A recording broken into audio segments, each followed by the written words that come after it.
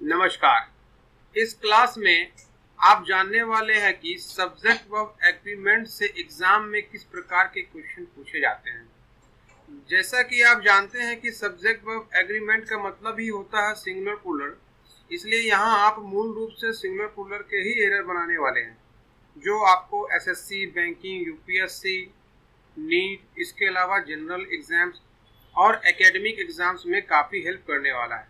चलिए देखते हैं।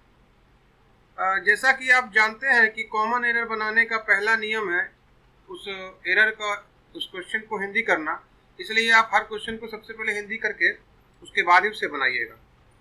हमने यहाँ पहला क्वेश्चन लिया है, I as well as they are not here. आपको बताना है कि क्या ये वाक्य सही है या इसमें कोई गलती है। ठीक है, तो नियम क्या है कि सबसे पहला जो नाउन या प्रोनाउन आता है वो सब्जेक्ट होता है। तो यहाँ आई आया है तो सब्जेक्ट कौन हो गया? एज वेल एज के बाद यहाँ पे दे लिखा हुआ है, लेकिन सब्जेक्ट आपका आई है। आई सब्जेक्ट है। ठीक है, तो फर्स्ट नाउन या प्रोनाउन सब्जेक्ट होता है, तो यहाँ आई सब्जेक्ट है, तो आई के अनुसार यहाँ पे वर्ब यहाँ पे आर लग गया है, जो कि गलत है। यहाँ पे हमें क्या करना होगा? आर के स्थान पे एम का प्रयोग करना पड़ेगा। क्लियर है? तो सही आंसर क्या हो जाएगा? I as well as they am not here, और इसका हिंदी होगा मैं साथ ही साथ वे लोग यहाँ नहीं हैं। क्लियर है? नेक्स्ट क्वेश्चन देखते हैं। हमने यहाँ दूसरा क्वेश्चन लिया है, the father with his all sons were going there. देखिए, आपको यहाँ पे फर्स्ट नाउन कौन है? फर्स्ट नाउन है यहाँ पे फादर। एक मिनट, यहाँ पे फर्स्ट नाउन कौन है? फादर है। तो फादर क्या है? सिंगुलर है या प्लूरल है? तो फादर सिंगुलर है। बड़ा सिंपल सा है। तो नियम क्या है कि फर्स्ट नाउन या प्रोनाउन के अनुसार ही वर्ब लगता है। तो अब यहाँ से देखते जाइए कि वर्ब कहाँ फर्स्ट आया है। फर्स्ट वर्ब यहाँ पे आया है, वर्ब। वर्ब कैसा वर्ब है? वर्ब है प्लूरल वर्ब, लेकिन यहाँ पे सब्जेक्ट तो है सिंगुलर, तो सिंगुलर सब्जेक्ट के साथ सिंगुलर वर्ब आएगा, इसलिए यहाँ पे वर्ब गलत हो जाएगा। वर्ब के स्थान पे क्या होगा? यहाँ पे वर्ब के स्थान पे वॉज होगा। तो सही आंसर क्या आएगा? सही आंसर होगा the father with his all sons was going there. पिता अपने सभी बेटे के साथ वहां जा रहे थे। यहाँ पे वर्ब के स्थान पे हम लोग को वॉज का यूज करना पड़ेगा। क्यों? क्योंकि आपका सब्जेक्ट फादर है। क्लियर है?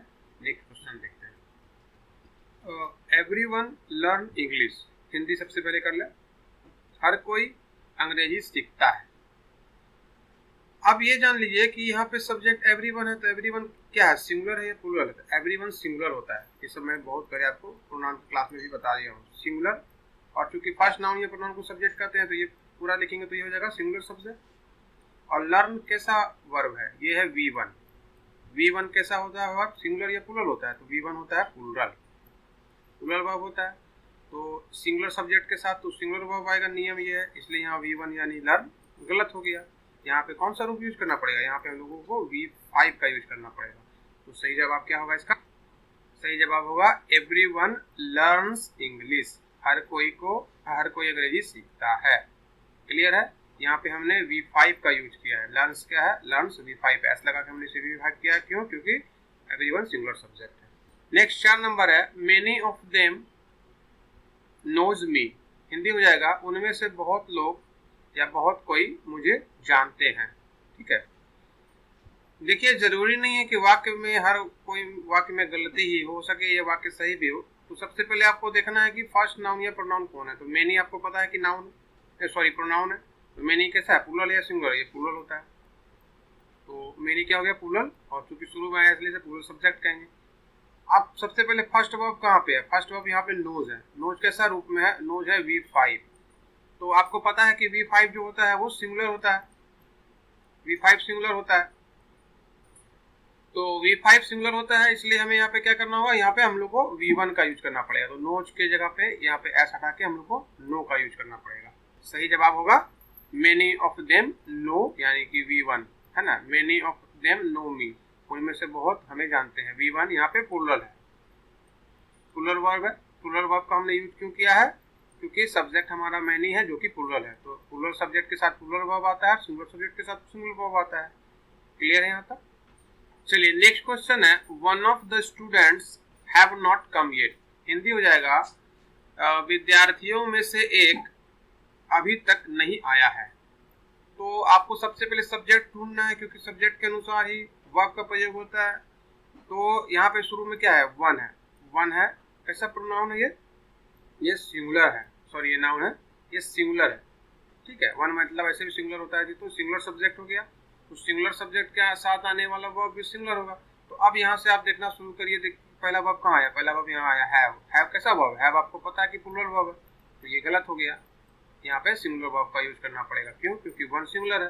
हालांकि आपको स्टूडेंट्स यहाँ पे प्लूरल दिख रहा होगा, लेकिन आपको इस स्टूडेंट्स के अनुसार यहाँ पे वर्ब का यूज नहीं करना है, क्योंकि जो फर्स्ट नाउन या प्रोनाउन होता है वही सब्जेक्ट होता है। तो यहाँ पे वन आपका फर्स्ट नाउन आया है, तो ये सिंगुलर है, इसलिए यहाँ पे हैव गलत हो जाएगा। हैव के स्थान पे हमें क्या करना होगा, यहाँ पे हैज का प्रयोग करना पड़ेगा। क्लियर है। One of the students has not come yet. ये देखने में काफी अटपटा सा लगता होगा आपको, लेकिन रूल इज रूल। विद्यार्थियों में से एक अभी तक नहीं आया है। क्लियर है। हैज लगाया है क्योंकि यहाँ पे वन सिंगुलर सब्जेक्ट है, सिंगुलर सब्जेक्ट के साथ सिंगुलर वर्ब आता है। आपसे रिक्वेस्ट है कि अगर आपको वीडियो पसंद आ रहा हो तो इसे लाइक जरूर करें, साथ ही साथ अपने दोस्तों के बीच में शेयर करें। और अगर आपने अभी तक चैनल को सब्सक्राइब नहीं किया है तो चैनल को भी सब्सक्राइब कर लें, और हमारा इंस्टाग्राम और फेसबुक को भी फॉलो करें वर्ड्स के लिए, synonym antonym, one word substitution, उसके बाद स्पेलिंग एरर और इडियम फ्रेजल वर्ब वहाँ पे हम लोग रोज दे रहे हैं, ताकि आपका वर्ड का भी सारा जो जरूरत है वो वहाँ से पूरा हो जाए। बहुत जल्दी हम लोग सिनोनिम्स के ऊपर भी क्लास लाने वाले हैं। नेक्स्ट क्वेश्चन है, there is two boys here, मतलब इसका हिंदी हो जाएगा दो लड़के यहाँ है। तो नियम क्या है कि देखिए यहाँ पे तो इज वर्ब है, इज वर्ब है ना, इज कैसा वर्ब है, इज सिंगुलर वर्ब है, ये तो आप जान गए। अब आपको सब्जेक्ट खोजना होगा कि सब्जेक्ट कहाँ है। तो सब्जेक्ट क्या होता है, फर्स्ट नाउन या प्रोनाउन होता है। तो देयर तो ना नाउन है ना प्रोनाउन है, यानी कि सब्जेक्ट नहीं है। पहला ये रहा नाउन। तो ये नाउन कैसा है, ये प्लूरल है, प्लूरल नाउन, ठीक है। मैंने आपको क्या बताया था कि फर्स्ट नाउन या प्रोनाउन सब्जेक्ट होता है। तो देखिए जरूरी नहीं कि फर्स्ट नाउन एकदम शुरू में ही आए, बीच में भी आ जाता है। तो आपको उससे मतलब नहीं है, आपको पहला नाउन शुरू से देखते जाना है कि पहला नाउन या प्रोनाउन कहाँ पे है। तो पहला नाउन यहाँ पे बॉयज है, बॉयज प्लूरल नाउन है, तो प्लूरल नाउन के साथ प्लूरल वर्ब आएगा। जबकि यहाँ पे इज का यूज किया गया, इज तो सिंगुलर वर्ब है, इसलिए ये इज गलत हो गया। यहाँ पे इज के स्थान पे क्या करना होगा, इज का प्लूरल क्या होता है, आर, तो हमें यहाँ पे आर यूज करना पड़ेगा। There are two boys here, यहाँ दो लड़के हैं। आर क्यों आया, क्योंकि यहाँ पे नाउन जो है बॉयज है, जो कि प्लूरल है। प्लूरल होने की वजह से यहाँ पे हमें प्लूरल वर्ब आर का यूज करना पड़ा। चलिए अगले क्वेश्चन को देखते हैं। अगला क्वेश्चन है, 10 रुपीज आर एनफ, 10 रुपया काफी है, ठीक है। ये थोड़ा अलग तरह का क्वेश्चन है, इसको मैं आपको ही समझा देता हूँ। वैसे कोशिश कीजिए कुछ बनाने का। देखिए रुपए जब भी है ना, यूनिटी में जब भी आता है ना, 10 रुपीज, 100 रुपीज, 1000 रुपीज, तो इसे हम लोग सिंगुलर मानते हैं, ठीक है, क्योंकि ये एक साथ आया है, एक यूनिटी में आया है। 5 रुपये आज, 5 रुपये कल, ऐसा करके नहीं आया है ना, एक साथ ही इसे माना जाता है, तो इसे सिंगुलर माना जाता है। तो सिंगुलर माना जाता है, तो इसलिए यहाँ पे आर कैसा वर्ब है, आर तो प्लूरल वर्ब है, प्लूरल वर्ब है। तो यहाँ पे आर के स्थान पे इज का यूज करना पड़ेगा। इस नियम को आप याद कर लें, आप चाहे तो इसे नोट भी कर लेंगे कि अमाउंट जो होता है, मतलब रुपीज वगैरह जो भी होता है, उसे हम लोग यूनिटी के कारण सिंगुलर मानते हैं, और सिंगुलर मानने के कारण उसके साथ आने वाला वर्ब भी सिंगुलर होता है। यहाँ आर के स्थान पे इज का प्रयोग होगा, आर यहाँ पे गलत हो जाएगा। यहाँ सही जवाब होगा 10 रुपीज इज एनफ, यहाँ पे इज होगा क्योंकि इसे हम लोग सिंगुलर मान रहे हैं। क्लियर है। अगर इसमें डाउट हो तो आप कमेंट करके पूछ सकते हैं, मैं आपको उसका जवाब दूंगा। अगला क्वेश्चन है, ice and water is liquids. वैसे तो देखेंगे तो आइस भी अपने आप में अनकाउंटेबल नाउन है, और वाटर भी अपने आप में अनकाउंटेबल नाउन है, और अनकाउंटेबल नाउन हमेशा सिंगुलर होता है, ये आपको पता है। लेकिन यहाँ आप एंड पे ध्यान दीजिए, एंड से जब दो नाउन जुड़ जाता है, मैंने आपको बताया था, एंड से दो नाउन जब जुड़ जाता है तो वो दोनों नाउन मिलके प्लूरल बन जाता है। तो यानी आइस एंड वाटर यहाँ पे क्या हो गया, यहाँ पे प्लूरल बन गया। और इज तो सिंगुलर है, आपको पता है, इसलिए इज यहाँ पे गलत हो जाएगा। इज के स्थान पे हमें आर का प्रयोग करना पड़ेगा, और इसका हिंदी होगा आइस और वर्ब लिक्विड्स हैं, है ना। हालांकि आइस ठोस रहता है, मगर बाद में वो लिक्विड्स हो जाता है। ये समझने के लिए मैंने आपको एक एग्जांपल दिया है, तो इसका सही जवाब हो जाएगा ice, ice and water are liquids. Clear है। नेक्स्ट क्वेश्चन को देखते हैं। नेक्स्ट क्वेश्चन है द पुअर इज ऑनेस्ट। मैंने आपको याद है, मैंने आपको कॉमन एरर बनाने के पहले बताया था कि सबसे पहले वाक्य का हिंदी कर लीजिए, कहाँ वो हिंदी का काम पड़ जाए कोई पता नहीं। देखिए यहाँ हिंदी का बहुत ज़्यादा हेल्प आपको मिलेगा। इसका हिंदी होगा गरीब लोग ईमानदार होते हैं। तो गरीब लोग बोल रहा है तो लोग बोल रहा है तो एक से ज़्यादा हो गया, तो यहाँ द पुअर क्या हो गया, द पुअर हो गया आपका प्लूरल सब्जेक्ट। ठीक है, हालांकि आप सोच रहे होंगे कि पुअर तो एडजेक्टिव है तो फिर एडजेक्टिव तो सब्जेक्ट होता नहीं है, सब्जेक्ट तो कोई नाउन या प्रोनाउन होता है। देखिए द के साथ जब कोई एडजेक्टिव को हम लोग यूज करते हैं ना पूरी जाति का बोध कराने के लिए, तो ये द प्लस एडजेक्टिव जो है ये प्लूरल नाउन बन जाता है। द मैं यहाँ पे लिख देता हूँ, है ना, द प्लस एडजेक्टिव, है ना, का यूज हम लोग करते हैं, ये इक्वल टू क्या हो जाता है, ये प्लूरल नाउन हो जाता है। आप इसे भी चाहे तो नोट कर सकते हैं। द प्लस एडजेक्टिव क्या हो जाता है, प्लूरल नाउन हो जाता है। तो यहाँ पे द प्लस एडजेक्टिव यूज किया गया है और ये पूरे जाति का बोध कराता है। तो यहाँ द पुअर मतलब क्या हो गया, गरीब लोग। तो गरीब लोग ईमानदार होते हैं, तो गरीब लोग तो एक से ज्यादा लोग हैं और ये प्लूरल के रूप में आया, इसलिए यहाँ पे इज का प्रयोग नहीं होगा, बल्कि यहाँ पे इज गलत हो जाएगा, यहाँ पे आर का प्रयोग होगा। तो सही जवाब क्या हो जाएगा, द पुअर आर ऑनेस्ट, गरीब लोग ईमानदार होते हैं। मैं एक बार फिर से रिपीट कर देता हूँ कि द प्लस एडजेक्टिव, ध्यान दीजिएगा, द प्लस एडजेक्टिव का यूज हम लोग प्लूरल नाउन के तरह करते हैं। और चूंकि ये शुरू में आया है द प्लस एडजेक्टिव, इसलिए ये प्लूरल नाउन तो है और फर्स्ट नाउन या प्रोनाउन को सब्जेक्ट कहते हैं, इसीलिए यहाँ पे ये प्लूरल सब्जेक्ट की तरह आया है। क्लियर है, और प्लूरल सब्जेक्ट होने के कारण यहाँ पे आर का यूज किया गया। इस प्रकार का क्वेश्चन एसएससी और उसके बाद बैंकिंग में बहुत ज़्यादा पूछे जाते हैं, तो इसे आप अच्छे तरीके से नोट कर लीजिए। देखिए हर बात को तो आपको जरूरी नहीं है कि मैंने ऑन द पिछले क्लास में बताया, कुछ कुछ आप कॉमन एरर इसमें नया भी सीखेंगे और आगे भी बहुत नया सीखेंगे, इसलिए हर एक क्लास जरूरी है। हर क्लास को काफ़ी अच्छे से देखें और नोट बनाएं ताकि आपको कहीं पे कोई कंफ्यूजन नहीं हो। चलिए आज का लास्ट क्वेश्चन देख लेते हैं। हमारा लास्ट क्वेश्चन है much have not been done so far. इसका हिंदी होगा बहुत कुछ अभी तक नहीं किया गया है। सही बात है कि अभी तक बहुत कुछ नहीं हुआ, अभी तो बहुत कम ही हम पढ़े हैं। तो देखिए आपको सबसे पहले देखना होगा इसमें फर्स्ट नाउन या प्रोनाउन कहाँ है। तो मच क्या है, मच है प्रोनाउन। क्लियर है, ये सब मैंने आपको प्रोनाउन की क्लास में भी पढ़ाया। और ये कैसा प्रोनाउन है, तो ये सिंगुलर होता है, सिंगुलर है। क्लियर है इतना दूर तक। और चूंकि शुरू में आया है तो फर्स्ट नाउन या प्रोनाउन को सब्जेक्ट कहते हैं, इसलिए ये सब्जेक्ट हो गया। तो जब ये मच सिंगुलर सब्जेक्ट है तो हैव कैसा है, तो प्लूरल वर्ब हो गया, तो ये तो गलत हो गया। सिंगुलर सब्जेक्ट के साथ सिंगुलर वर्ब आता है, हैव यहाँ पे गलत हो गया। यहाँ पे सही क्या हो जाएगा, यहाँ पे हो जाएगा सही हैज।